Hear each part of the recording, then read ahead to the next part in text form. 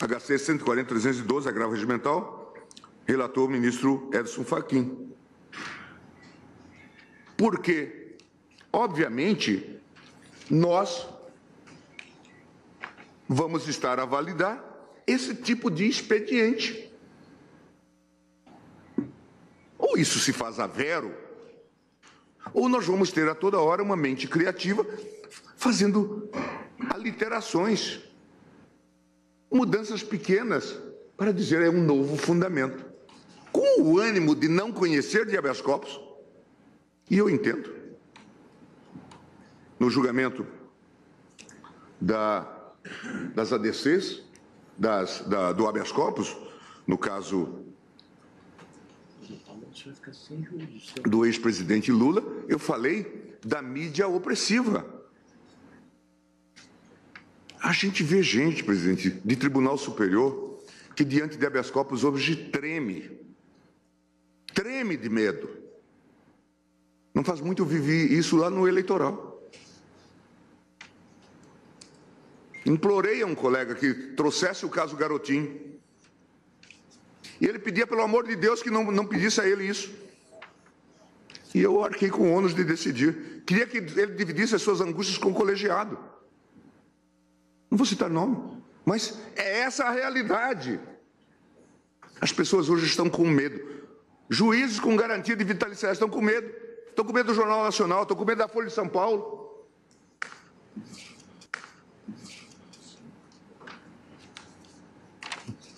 Fico honrado, me livrei dessa. E o melhor é me livrar dessa não conhecendo. Eu fico pensando, presidente, que tempos esquisitos, lidando com essa temática do habeas corpus. O que se quer é criar um Estado policial, de fato, empoderar gente que já está totalmente empoderada. Presidente, esteve comigo quando se imaginava que ia julgar esse habeas corpus o doutor Batóquio. Isso nos idos do ano passado. E Sua Excelência, comentando comigo as dificuldades, dizendo, eu estou aqui porque eu fui constituído pelo doutor Palocci, mas estou deixando o caso. E estou deixando o caso, mas eu me sinto, até trouxe um advogado com ele, mas eu me sinto envolvido com esse caso. E por isso fiz questão de vir despachar. Mas eu estou deixando o caso por quê? Estou deixando o caso porque Curitiba assim exige. Palavras do doutor Batóquio. Curitiba assim exige. Doutor Palocci está querendo fazer negociação. Esse é um ponto importante, doutora Raquel, para prestar atenção para a necessidade da transparência desse processo. Curitiba assim exige. Por quê? Porque temos que escolher os advogados, e eu não sou bem visto nesta roda. Dizia claramente, portanto, Batóquio, para outras finalidades. O que acontece quando nós começamos a fazer aquilo? Eu estou vendo. Portanto, aqui o que o doutor Batóquio fez, com a seriedade do grau, foi dizer que estavam escolhendo advogados para delação, ou aqueles que não poderiam sê-lo. Veja aqui como esse sistema vai engendrando armadilhas. E na medida em que nós diminuímos a nossa competência, nós estamos alimentando. É o ovo da serpente. Uma notícia antiga, a doutora Raquel deve conhecer, de 13 de maio de 2017, na notícia painel, e essa história os advogados continuam falando sobre ela agora. Irmão de procurador da Lava Jato atua como advogado de defesa do marqueteiro João Santana. A história que corre, os advogados depois poderão confirmar ou não, é que esse doutor Castor, que vários dos processos tinham que passar pelo escritório do doutor Castor, que era irmão do procurador da República. É nesse contexto que nós temos que ver isso também, com a responsabilidade da política judiciária que nós temos. Se nós deixarmos de acompanhar esses... E depois, quando isto foi denunciado, de que este advogado era um advogado ativo nesta relação, se disse, continua-se a passar pelo escritório do Dr. Castor, só que agora de forma clandestina. Se nós começarmos a empoderar essa gente, não conhecendo habeas corpus, impedindo, tornando isso uma corrida maluca do ministro Lewandowski, nós vamos estar empoderando. Não queria falar sobre isso mais de uma vez, doutora Raquel, mas a corrupção já entrou na Lava Jato, na Procuradoria. Ou alguém tem dúvida do episódio, hoje está nos jornais, da atuação de Fernanda Tortman e Marcelo Miller? O que decidirem será. Ainda ontem eu relatava na turma, presidente, estou mandando a Vossa Excelência amanhã, o episódio do auxílio moradia dos juízes no Rio, em que um dos requerentes é o doutor Bretas. E o que aconteceu neste processo? Nós estamos falando só de desvios, presidente, que vão se acumulando nessa gente empoderada que está aí. Um processo movido pelo Paulo Espírito Santo, Bretas e outros juízes no Rio de Janeiro, perante um colega seu, para ganhar benefício de auxílio moradia, embora vedado pelo CNJ. Ele não teve, houve a liminar concedida e depois o mérito. A AGU não recorreu. Também não houve recurso de ofício e deram o processo como trânsito em julgado. Veja o empoderamento que está acontecendo, presidente. Isso pouco que a gente sabe.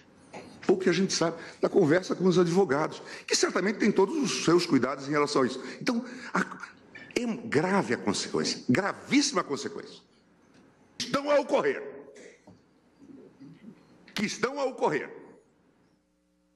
O caso do doutor Castor, lá em Curitiba, o caso Miller aqui. É notório que houve corrupção, evidente. E que essa dupla carioca já estava operando, Miller e Fernanda Tortman já estavam operando há muito tempo. Falam até de um affair. Ora, tudo isto, e nós estamos num certo autismo institucional, que é de Curitiba. Todos nós que conversamos com os advogados sabemos disto. Acho que a Procuradoria tem que tomar providências em relação a isso, aos fatos conhecidos. Mas não conhecer do habeas corpus aqui significa dar build indeniidade para o arbítrio, seja de Moro, seja de Bretas, seja de qualquer juiz incumbido, e aos procuradores. É isso que acontece. Porque, claro que hoje, os meus amigos do STJ, da Seção Criminal, ficam incomodados, mas hoje, nós já vimos agora, inclusive pela fundamentação, o STJ, nessas matérias politicamente mais densas e tensas, é um órgão de passagem. Então, precisamos, presidente, meditar sobre a consequência do nosso ato aqui. Não. Ministro Gilmar, eu talvez pelo viés de ser juiz de carreira, eu nunca ouvi isso de maneira impunemente. De maneira impune. Você citou um personagem, eu nunca ouvi falar sobre esse doutor Castor. Eu acho que essas... Não, mas eu não quero reportagem. Eu acho que nós temos, como magistrados, de registrar essa sua fala e instaurar um procedimento para apurar isso. É o que eu estou pedindo à procuradora. Isso não pode ser ouvido assim, de maneira anódina, não. Sim. Somos juízes. Sim, claro. E é o que eu estou dizendo à procuradora. E o caso Miller, Vossa Excelência também ouviu falar. O caso Miller, Vossa Excelência ouviu falar. Mas pela imprensa, evidente, sim, claro. Sim. Só que nós não agimos de ofício, evidente. Sim. Temos que tomar mas, o que não pode é falar de forma anônima e de mas eu estou falando para a procuradora também. Acho seríssimo que vocês... Eu não estou, de forma alguma, colocando nenhuma observação que vocês... E veja, só estou dizendo que o juiz não pode ouvir isso de forma passiva. Eu já disse, ministro Fux, que eu sou mau profeta. Porque, em geral, eu acerto as previsões. Péssimo profeta. Vossa Excelência se lembra que eu fui a voz que se levantou aqui contra o acordo Joesley-Janot.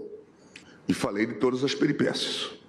De quando apareceram o fato sobreveniente, eu coadjuvei no sentido de que eles deviam mudar de domicílio. Essa é a discussão que está revezada quando se debate a questão do segundo grau. Na verdade, nós transformamos as prisões provisórias do Dr. Moro em prisões definitivas. Esse é o resultado nesses casos. São intangíveis. Então é melhor suprimir a Constituição, já que tem o Código Penal de Curitiba, que também se cria a Constituição de Curitiba. É isso que nós estamos fazendo. É isso que nós estamos fazendo.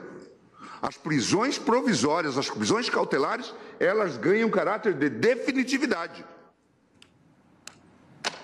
Porque se trata de decisões bem elaboradas, porque se esse sujeito fala com Deus,